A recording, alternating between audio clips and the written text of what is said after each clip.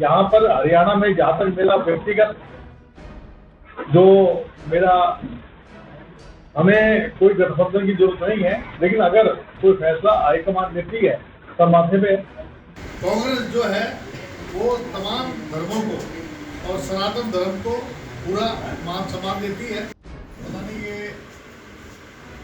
2035 में, और इस बात का क्या प्रमाण है कि अगली सरकार एनडीए की होगी, अगली सरकार इंडिया अलायंस की हो सकती है। तो ये तो हवा में कील मारने वाली बात है कि जो 2024 से लागू कर दिया होता। कांग्रेस के पूर्व मंत्री कैप्टन अजय यादव ने अपने कार्यालय में पत्रकार वार्ता का आयोजित की। पत्रकारों को संबोधित करते हुए उन्होंने कहा कि भाजपा महिला सशक्तिकरण को लेकर गंभीर नहीं है, उनकी नीयत साफ नहीं है, क्योंकि ये कानून ना तो 2024 में लागू हो रहा है और ना 2029 तक लागू होने की कोई गारंटी है। पता नहीं ये 2035 में, और इस बात का क्या प्रमाण है कि अगली सरकार एनडीए की होगी, अगली सरकार इंडिया अलायंस की हो सकती है। तो ये तो हवा में कील मारने वाली बात है कि जो 2024 से लागू कर दिया होता। उनका कहना है कि हम तो बिल लाए हैं और धीमे धीमे वो प्रोसेस में आएगा, अचानक से तो कुछ नहीं हुआ, 70 साल में अभी तक कुछ नहीं हुआ। नहीं, अभी लागू करने में क्या दिक्कत थी? 2024 से लागू कर देते, उसके बाद जो प्रतिक्रिया है वो चलती रहती। तो हमने तो 2010 में राज्यसभा में तो पास ही हो गया था, और इसमें कोई भी पार्टी इसका श्रेय नहीं दे सकती है, क्योंकि किसी ने बोल ही नहीं किया। हमारे जो हैं, चाहे कानी मोदी हो डीएमके से, चाहे डिम्पल जी हो, चाहे राहुल जी हो, सोनिया जी हैं, मल्लिकार्जुन खड़गे जी ने सब, लेकिन मुद्दा एक ही है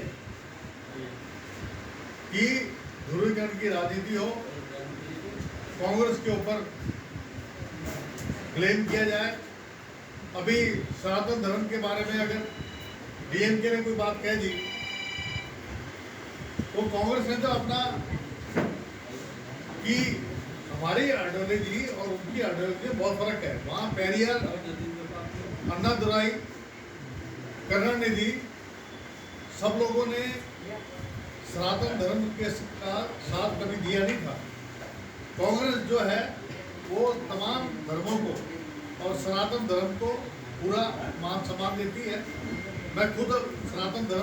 हमने मांग की है कि इसे तुरंत लागू किया जाए और SC/ST के साथ OBC वर्ग की महिलाओं के लिए भी कोटा हो, लेकिन सरकार ने इसे स्वीकार नहीं किया। फिर भी कांग्रेस पार्टी ने इस बिल को पूरा समर्थन दिया। आज देश की महिलाओं को इस बात की चिंता हो रही है कि भाजपा के अन्य जुमलों की लिस्ट में यह भी एक जुमला बनकर ना रह जाए, क्योंकि इससे पहले भी जब 1989 में यह बिल आया था तो बीजेपी के बड़े बड़े नेताओं ने इसे विरोध में वोट डाले थे और 2010 में लोकसभा में कई पार्टियों ने इसके विरोध किया था।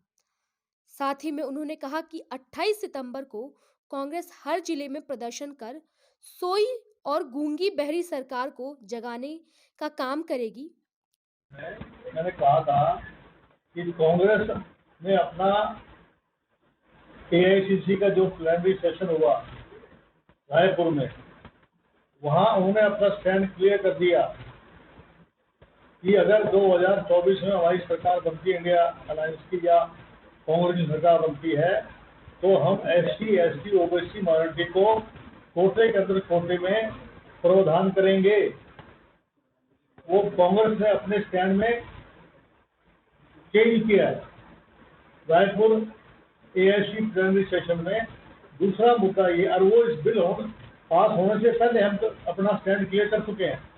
और दूसरा स्टैंड हमारा ये था कि इंडियन जुडिशियल सर्विस लेके आएंगे, उसमें भी SC/ST OBC माइनॉरिटी वो लोग देंगे, क्योंकि जुडिशरी में SC/ST OBC माइनॉरिटी की जो भागीदारी है वो नगण्य है, बहुत ही कम है, 3% 4% है। सचिवों की बात देख लीजिए, आपके यूनिवर्सिटी में प्रोफेसर हैं, सेंट्रल यूनिवर्सिटी में एक भी ओबीसी का प्रोफेसर नहीं है। तो सेंट्रल पार्लियामेंट्री बोर्ड है और इंडिया अलायंस, क्योंकि यहाँ पर हरियाणा में जहाँ तक मेरा व्यक्तिगत जो मेरा, हमें कोई गठबंधन की जरूरत नहीं है, लेकिन अगर कोई फैसला हाईकमान लेती है तो माथे पे।